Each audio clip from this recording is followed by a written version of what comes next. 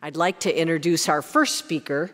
Timo Korhonen is going to talk about New Time Music 2.0, but in particular, experiences and visions for the future, and we really like the future focus and hope that you will too. Welcome, Timo. Thank you, Anne. It is wonderful to be here. At this side, I'm pretty excited. So I must say for me, the conference in Copenhagen in 2017 was quite a revealing experience, and lots of connections and development also in my own institution got started pretty well because of that. So my background is classical guitarist.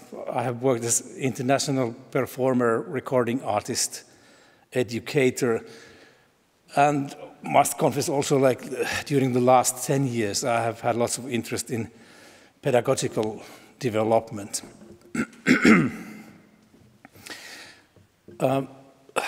In June, while Paolo Girol informed that there is now the time to propose abstracts to be reviewed for this conference, I wanted to definitely do something, and I thought that the starting point could be to look back the 3 years I have worked as the project coordinator of this New Time Music 2.0. But while I went through my memories and experiences, they mixed up with other projects I have been working during the last 3 years. So what I am now talking is based on several projects, several people I have met, several experiences. So first I'll talk briefly about the New Time Music, what we did, what we accomplished, and then I will change the focus towards the visions for the future. In the funding application, we wrote that our main objective was to find answers and practices for future music professionals to make living in a more and more digital future, to increase and enhance transnational learning and working opportunities. Well, I think we were pretty bold. We didn't solve all the problems, but we tried. And we did something. As we received the funding decision in October 2019, we got organized. You see the logos of different institutions, though the Lithuanian Academy of Music and Theatre, they joined later. We were 4 only in the beginning together. So we got organized first and started to plan our actions in January 2020. And then something happened. We have heard lots of comments about that there has been a pandemic or something. So then we had to go totally online. And there was suddenly an urgent need for the expertise of our all-male nerd working group. And we felt ourselves really valuable persons, which was nice. So we organized 2 online conferences, the first in June and the second the same year on December. And we tried to answer the needs we heard from our colleagues and from the students and people around us. And so we put together hands-on demonstrations. And I think we were one of the very first to demonstrate the sound quality improvement on Zoom software as they published the original sound setting. It was in August 2020, so it's just 2 years ago. The high quality music mode that appeared like, I don't remember, was it a year later? So what a fast and rapid improvement. So after those 2 online conferences, we thought that it would be probably better to do something smaller but on a regular basis. And then we started our Facebook group, and we had DigiCafe sessions We put all 8 sessions together. They were like once a month, spring semester, and once a month in autumn semester. And the topics I'd like to mention, that there was really hands-on help on how to teach from home, how to set up your computer and how to get the decent sound, etc. And how to execute hybrid learning as a pedagogical concept, because in my institution we could have lessons in our premises, but the number of students in one room was limited. So that was also interesting. And then we had our student members. They tested streaming services, whether there is any chance to make money in there. And also software tests, so the Jamkasam and Jacktrip was also tested with the students. And also at some moment we felt that it was really necessary how to cope with Zoom fatigue. So now when I look back these 2.5 years we have been doing this New Time Music, the world looks so different. I think the music people have taken enormous leaps with their digital skills, and also the software development has been fantastic from the musician's point of view.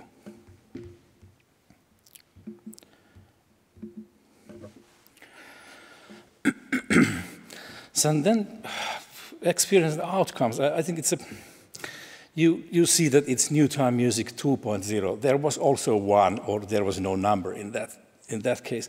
So it was organized in Aarhus at the Royal Academy of Music of Aarhus and Aalborg from 2016 to 2018. And it was a yearly conference. I took part every of them, and then there was 1 year gap, and then I took in charge starting as a project coordinator, and we got the funding in 2019, and here we are. So during this time scope, there was lots to learn for me, to get to know the people, institutions, and businesses as well. So during such a long period of time, you meet people regularly. You know what their strengths are and weaknesses are, and these experiences do not give only ideas what to develop, but also what kind of cooperation is fruitful. And I think that somehow the lasting outcome, what we gained in New Time Music project, is that we have these recordings of these hands-on sessions online, and there are some of those are still valid, and I think that's something. But then the real problem with this project was that this Nord Plus funding is, in my mind, sorry, idiotic.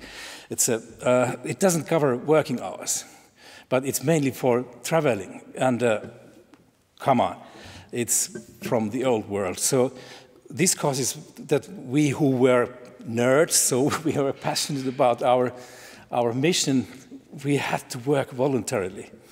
And at some moments, of course, you understand that you don't get paid for this, so the workload is distributed unevenly. So just myself, I have to say that I cannot invest my time in such amount without being compensated in the future. So then let's go to the next, which is now we closed the project with a hybrid realization of a conference which is live on site in Turku and in Aalborg and online simultaneously. And this is what, well, I can't tell on behalf of the other members of our group, but I think that this is an example how music performing, learning and teaching looks like in 2020s. We go totally hybrid. And you know, the registration is open still until tomorrow. So if you want to, well, you are most welcome to Aalborg or Turku, but you can also follow YouTube, our stream. I don't know, is it in YouTube Live or something? But if you register now, you will get the links in a few days after the registration is closed. So the content of the conference consists of the latest research of video-supported pedagogy. So there is also going something in the universities. And also a discussion on how music professionals will embrace the future. Workshops, to mention how to use multi-camera on teaching with low threshold equipment. At this moment, I would like to express my sincere thanks to the members of working group. Jim Daus-Hjerne in Aalborg, Tarja Dorner, our student member, he's an alumni from Turku, Eero Linjama in Turku, Håkon Kvidal in Oslo, Bantautas Krukaukas in Vilnius, and not the last, but not the least, Paolo Girol here in Tallinn. Thank you. So this is a picture of real action about 1 year ago. So in this situation, we work a very tiny detail on classical guitar technique. So this is a technique lesson. And so there are 2 students with me in the room, and the other students are online, so there were something like 4 or 5 students taking part like that. Every week, the turns who are at campus and online change. In my mind, hybrid learning is an excellent way to gain generic digital skills while doing the real thing. So I didn't make any fuss to tell them, now this is very technical, blah, blah, blah, but we started to play the guitar better, and we used these ways to execute it. So with this method, the students learn to use software, hardware, skills to perform also for the camera. And with this hybrid learning, this is an example of synchronous, so we are together all at the same time. It can also be asynchronous, so the learning happens at any time, and therefore at different times for different members of the group. And there can be also, for example, these can be recorded lectures, assignments, or discussion boards. And as you see, there is this, the student is pointing something very carefully. So social and peer learning is fantastic. I like it a lot. And for me as a teacher, it is so rewarding to let the students to lead the learning action. And this happens all the time, but it's just, for me, it has been kind of a finding that while using these means, it's easier to give the responsibility to students compared to the traditional way that I'm here and you are there in the same room. And then there's another thing I want to mention while working online. Netiquette is something I would describe as an awareness of a need to be respectful and have good manners when using digital platforms. Hybrid working in music has already started. I must say that my own field, the classical music, I think it's a little bit behind what is going on, but I think it will be normal in all genres in music very soon in this decade. As you see these actions, the performing, teaching, composing, producing, creating products, is what we have done for ages. But those you can also do online and hybrid. So we still keep doing the same things what we already have, but we have actually more opportunities to distribute and also make money. So there are already services musician can make money. So it's like streaming platforms, online stores, publishing houses, freelance marketplaces, video platforms.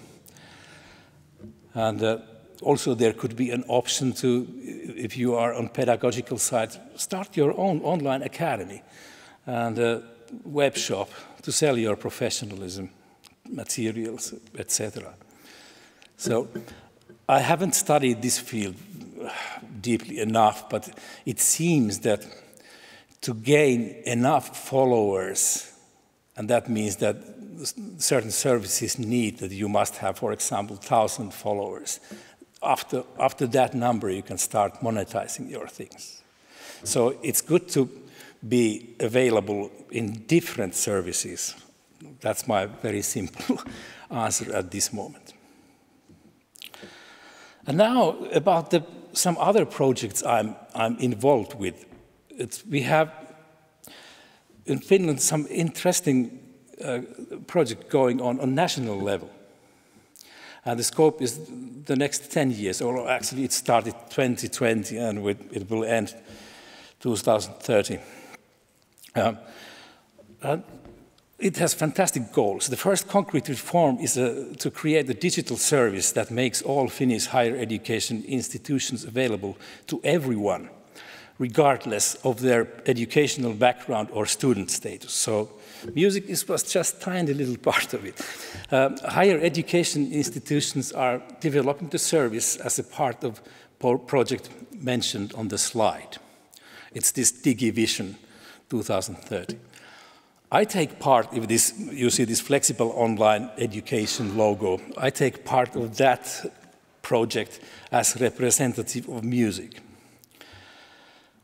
After being invited to join the forces, I learned, to my shock, that I'm the only person from the arts field in that group in general. Only person, so holy cow. Well, the goal of that project, Flexible Online Education, is to create a national network of online degrees that provides a framework and operating models for educational solutions in cooperation between universities and working life by responding to society's changes and needs for the implementation of higher education in line with sustainability and continuous learning. Through the network, new, wider possibilities offer flexible study opportunities and paths in new fields in digital environments in cooperation with higher education operators. I quite like the idea to offer flexible study opportunities and paths through digital environments and cooperation. But I think that we music people really should unite somehow. I don't know how it's possible, but then try to influence together this kind of development project more actively. Just because I think our needs to be paid attention more than it's done now. And this is what I have learned about all the projects I have been working with, and there are many. So I think it's really important to have the trust for your partners. I mean, also in individual level, not the institutional level. I think everything starts and is based on personal connections. And then one hell of an important thing is that you need to have fantastic communication with the IT department. I must tell you what happened in 2018 while we were about to purchase the first Lola machine into our institution. And I contacted the IT department that we should have a dedicated network connection for an individual computer. And they said, what? And it's impossible. But then even the head of education development said to me that, oh, you people at the music department, you have such strange hopes. Like we were trying to destroy the fundamentals of the Microsoft society. Well, so eventually we got one room where we could use Lola. And then in 2021, our premises were renovated. And now, when they had already some experience with Lola and with me and the projects I'm involved with, I was called and asked that, so what kind of connections you would like to have in the music rooms? And so, well, it would be nice to have two Ethernet connections every room. Well, that can be done. And then what about Lola? So I didn't say a definite number of connections. So I asked that, well, what could be possible? So now we can use Lola in 22 rooms in our school. So all the concert halls and then also teaching rooms, all the larger ones. And we have 2 Lola machines, wheels under, so you can just push them where you need. This is just an example how the things can change. And now the IT department is actually interested in what we are doing in music because we have so high demands with the latency, just to mention one thing. And the things what we have discovered and the software what we are using is new to these IT people. And then they suddenly have noticed that maybe what those crazy musicians are doing can be usable also for healthcare.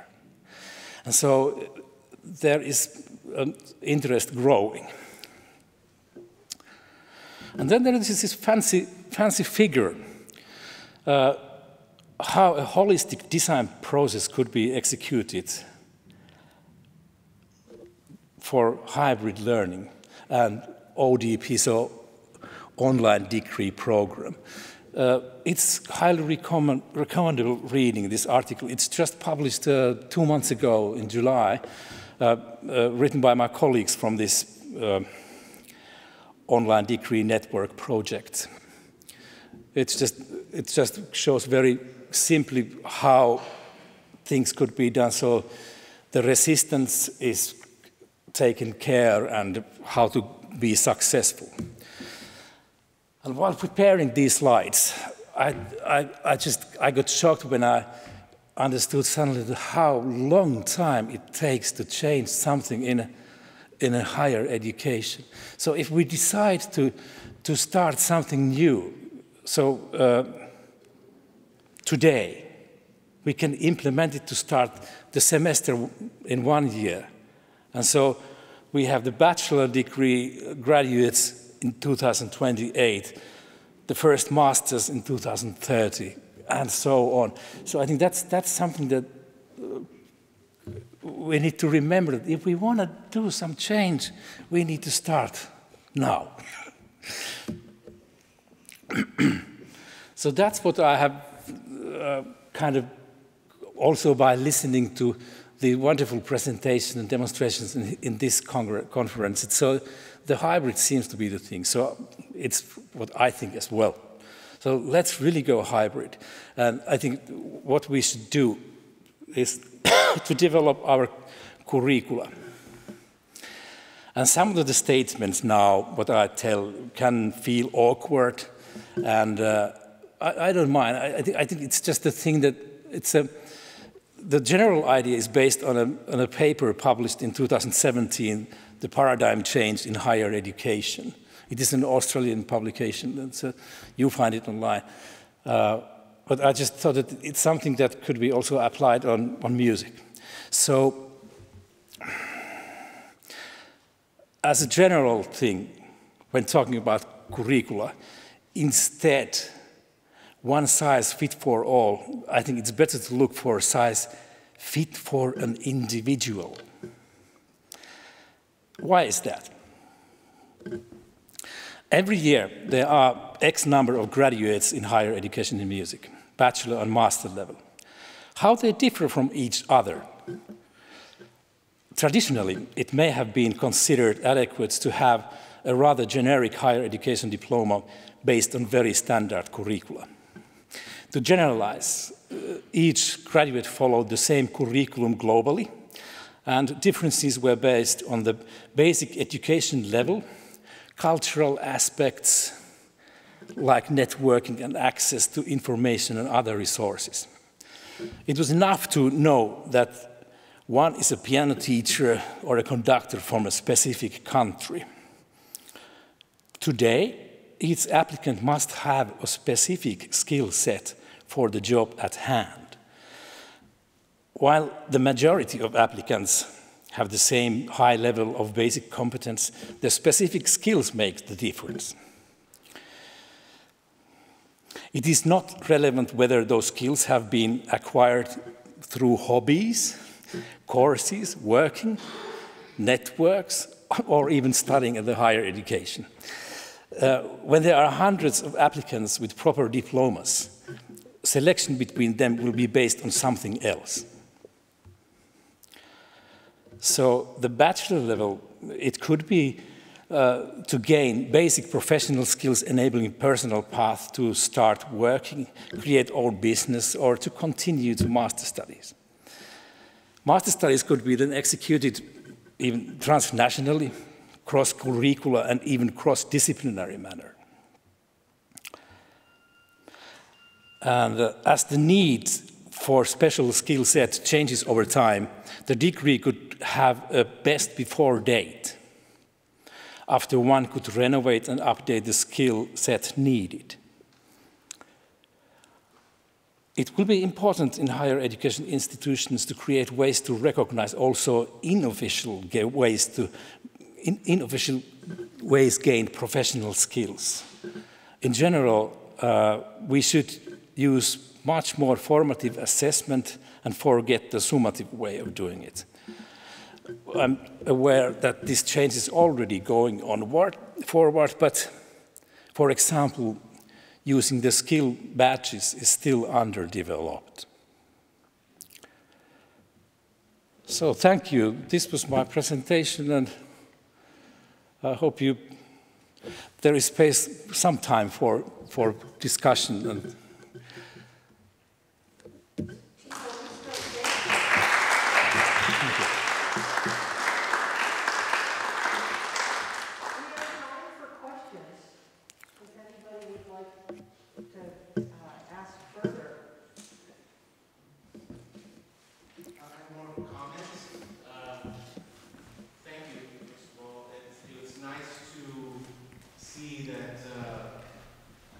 both in Europe, both in Europe and in the US we're in parallel thinking because we absolutely have exactly these same issues and problems. And luckily there is some conversation about it, but I think the challenges that you present are equal across the water as well. So it's good to know, if nothing else, that we're at least in the same bathtub together, and we need to all work globally, I think, to try to fix this issue in higher education. So thanks. Thanks, David.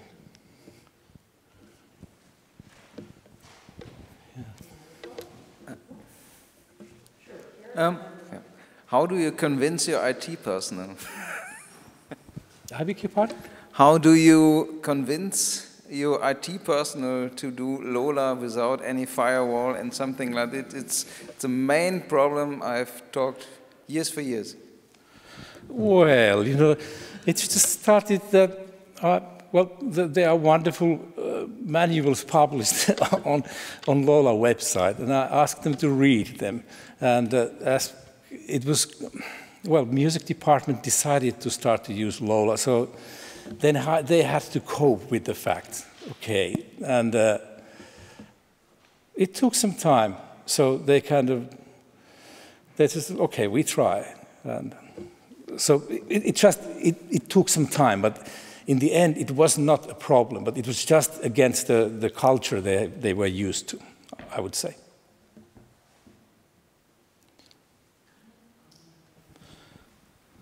I'd like to make a comment about that because I had this question for many years here, and I was successful at it because we have a research institute that works with NASA at my university, and they have, of course, unlimited access, and there's no problem for them to understand that, data, streaming back and forth from us to NASA about the Mars rover. It takes terabytes of information. And so they have an unfettered connection. And so I just made a friend over there, and they advocated for us. They said, well, of course they need it, you know, just like we do. I have to add one thing, that we did a strategic decision. We invited one of the persons at the IT department to the first online conference we did 2020. So he did a presentation on the safety on Zoom. And so then he was on our side.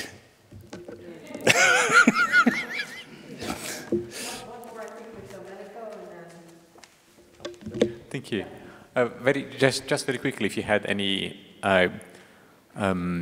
recommendation or something about your experience to bridge the gap between online and in presence, for when you have something just pure online, we know how to do that. We know how to do in presence. Hybrid is still something that requires an even different approach and skill set. And so, any recommendation or anything that you think was useful in your case to help?